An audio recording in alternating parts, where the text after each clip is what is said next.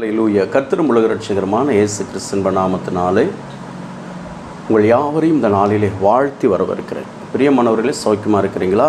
இந்த நாளிலும் கூட நாம் சந்தித்துக் கொள்ளும்படியாக தேவன் நமக்கு கிருபை செய்திருக்கிறார்.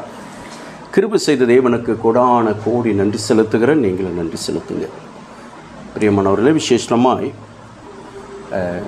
ஒரு ஜெப விண்ணப்பத்தை உங்களுக்கு முன்பாக வைக்கிறேன். முதல் காரியம் என்னென்னா, நாங்கள் எங்களுடைய அறக்கட்டளை நிமித்தம் இலவச டியூஷன் எடுத்துக்கிட்டு இருக்கிறோம். இந்த இலவச டியூஷனில் ஒரு நல்ல டீச்சரை, அதாவது தொண்டார்வம் கொண்ட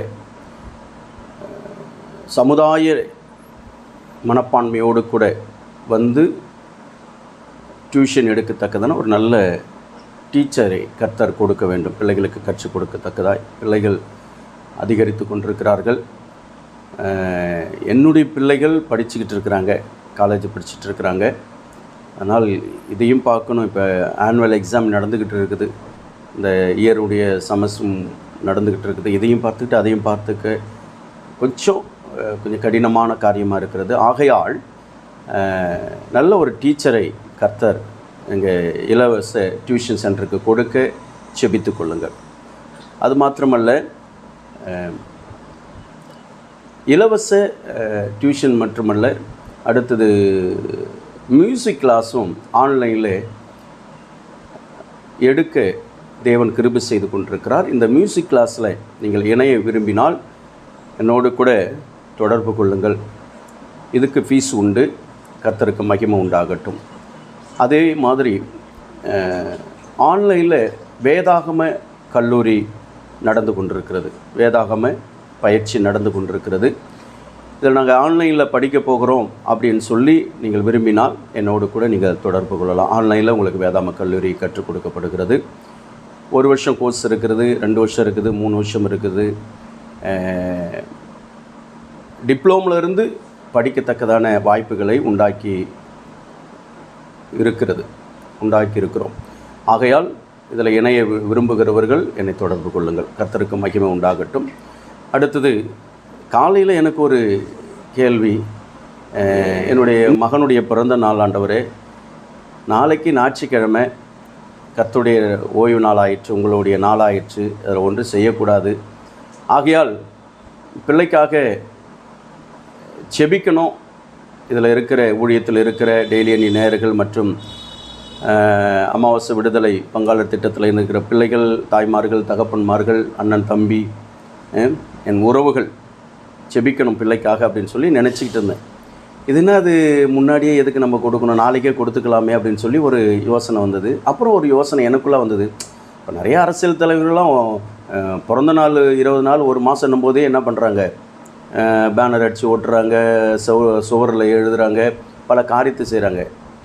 அவங்களே அப்படி செய்யும்போது ஒரு ஆவிக்குரிய தலைவனுக்கு பிறந்த நாள் அப்படின்னும் பொழுது ஒரு நாளுக்கு முன்னாடி சொல்லுறதுல தப்பே இல்லைன்னு சொல்லி எனக்குள்ளே நான் பேசிக்கிட்டேன். நீங்கள் இன்றைக்கி காலையில் பிள்ளைங்க செல்லு எடுத்து பார்க்கும்பொழுது என்னுடைய உடன் ஊழியர் என் தம்பி பர்ணபாபால், அவனுக்கு ஒரு தம்பி இருக்கிறாங்க, பிரகாஷ் அப்படின்னு சொல்லிட்டு ஒரு தம்பி இருக்கிறான்.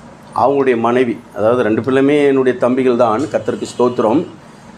அவங்களுடைய பிரகாஷனுடைய மனைவி இன்றைக்கி ஜான் ஜோசப்பினுடைய பிறந்த நாளுக்குரிய ஸ்டேட்டஸை போட்டு வச்சுருக்கிறாங்க. அது எப்போ போட்டாங்க என்னன்னு தெரியல. காலைல பார்த்த உடனே இங்கே பாருங்கள் டேடி அப்படின்ட்டு ஆண்டவர் உறுதிப்படுத்தினார். இது சொல்கிறதுல ஒன்றும் தப்பே இல்லைடா, சொல்லுடா அப்படின்னார். ஸோ எதை சொல்ல வரேன்னா, நாளைக்கு ஜான் ஜோசப்புக்கு பிறந்த நாள். அல்லேலூயா. அதற்காக மகனுக்காக ஜெபித்துக் கொள்ளுங்கள். ஒரு நல்ல வாலிப வயதுக்குள்ளாக கர்த்தர் கொண்டு வந்து நிறுத்தி கொண்டிருக்கிறார். நல்ல டீச்சிங் லெவலில் கர்த்தர் கொண்டு போய்கிட்டு இருக்கிறார். தயவுசெய்து இந்த ஆவிக்குரிய தலைவனுக்காக, இந்த சமுதாய தலைவனுக்காக தேவ சமூகத்துக்குள்ளாக நீங்கள் ஜெபிக்க வேண்டும் என்று சொல்லி உங்களை அன்பாய் கேட்டுக்கொள்கிறேன். அல்லேலூயா. கர்த்தருக்கு மகிமை உண்டாகட்டும். சரி, அடுத்தது என்னுடைய மகள், ஒரு ஆவிக்குரிய ஒரு நல்ல ஒரு தரிசனக்காரின்னு சொல்லலாம், சபைக்காக உழைக்கிறவன் சொல்லலாம், எல்லா விதத்திலும் ஒரு நல்ல கர்த்தருக்குள் வைராக்கியம் உள்ள ஒரு மகன் சொல்லலாம். மக பிலோமினா அவருடைய திருமண நாள் இன்றைக்கு. தேவ சமூகத்துக்குள்ளாக இவருடைய திருமண நாளை தேவன் இன்றைக்கு காண செய்திருக்கிறார். புளோமினா வில்சன் அவர்களுக்காக நீங்கள் ஜெபித்துக் கொள்ளுங்கள். கர்த்தர் நம்மை ஆசீர்வதிப்பாராக. சரி, கர்த்தருடைய வார்த்தைக்கு நேராய் கடந்து போகலாமா? ஆதியாகமின் புஸ்தகம் 6வது அதிகாரம் 8வது வசனம். நோவாவுக்கோ கர்த்தருடைய கண்களில் கிருபை கிடைத்தது. நோவாவுக்கோ அப்படின்னு என்ன? நிறைய பேர் இருந்திருக்கிறாங்க. இப்போ நான் உங்களுக்கு நடைமுறையில் சொல்கிறேன்.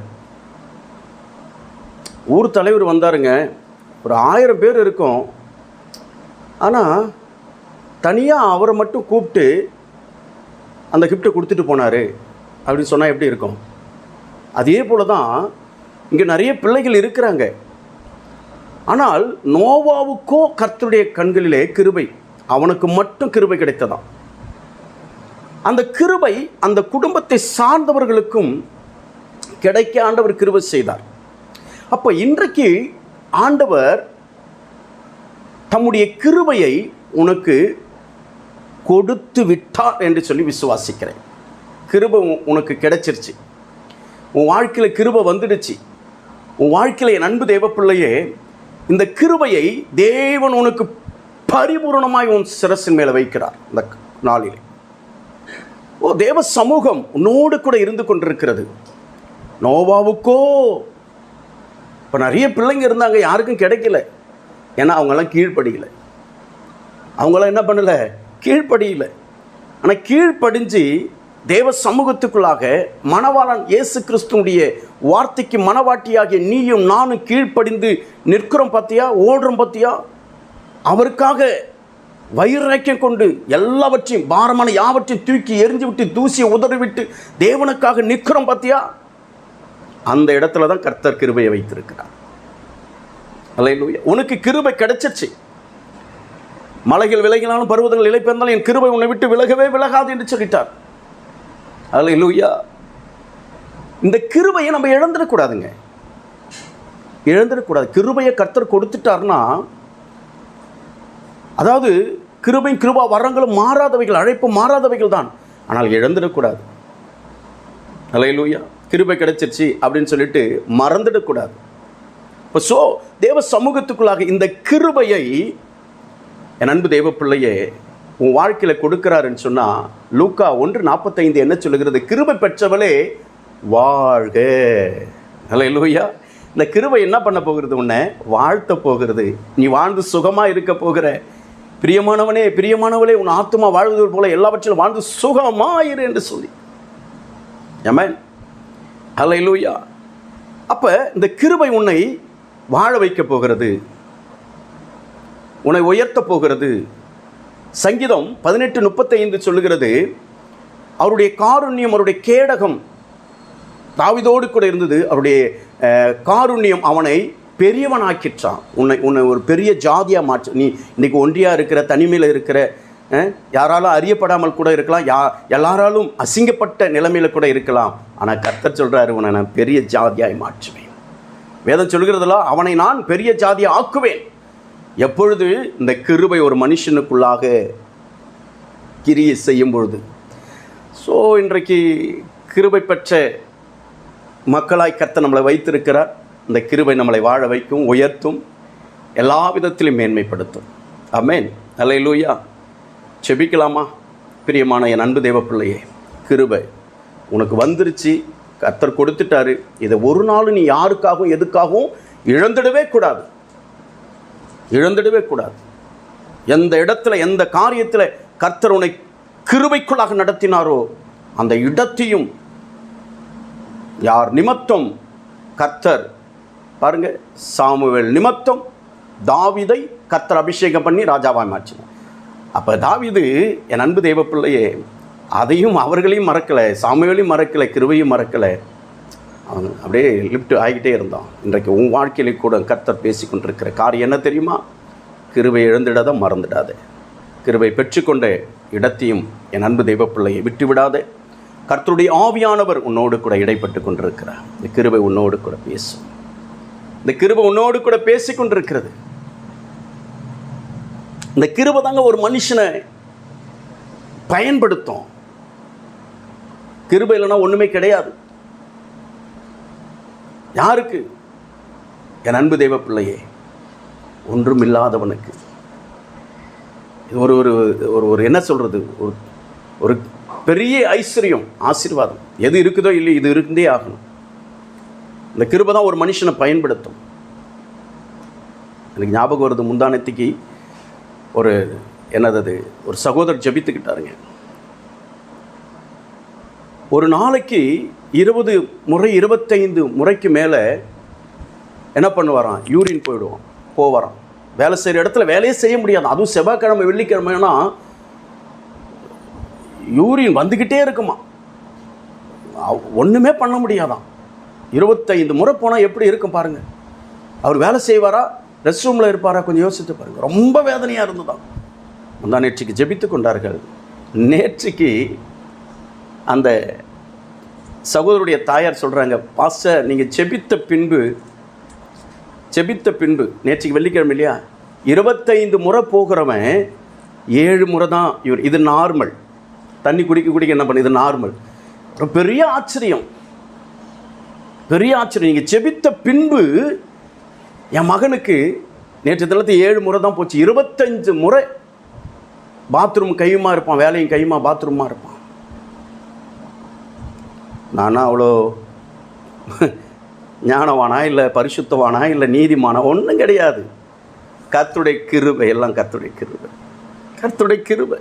இரவு முழுவதும் எவ்வளோ பிள்ளைகளுக்கு நான் ஜெபித்து கொண்டிருக்கிறேன். ஆன்லைனில், ஃபோன் காலில், பல காரியத்தில் ஜெபித்து கொண்டிருக்கிற நிறைய சாட்சிகளை கர்த்தர் உண்டாக்கிட்டு இருக்கிறார். ஏன்னா தேவன் என் மேல் வைத்த கிருபை வரங்கள். நான் என்று சொல்ல ஒன்றும் கிடையாது. ஆனால் ஒரு வைராக்கியம் உண்டு. தேவன் என் மேல் வைத்திருக்கிற அபிஷேகம் ராஜரீக அபிஷேகம் என்று. அந்த வைராக்கியம் மாத்திரம் என்கிட்ட இருக்கும், அதை விட்டு கொடுக்க மாட்டேன். இதுதான் என்னை சார்ந்திருக்கிற பிள்ளைகளுடைய சிரசின் மேலும் கர்த்தர் வைத்திருக்கிறார். அப்படியே உங்களையும் பயன்படுத்துவார். ஸோ நிறைய சாட்சிகள் உண்டு. செபிக்கலாமா? மகா இரக்கம் கிருபை நிறைந்தவைகள் எல்லாம் ஆண்டவரை நன்றியோடு துதிக்கிற அந்த நாளில் எங்களோடு கூட பேசின வார்த்தைகளுக்காக நன்றி செலுத்தி நாங்கள் செபிக்கிறோம்.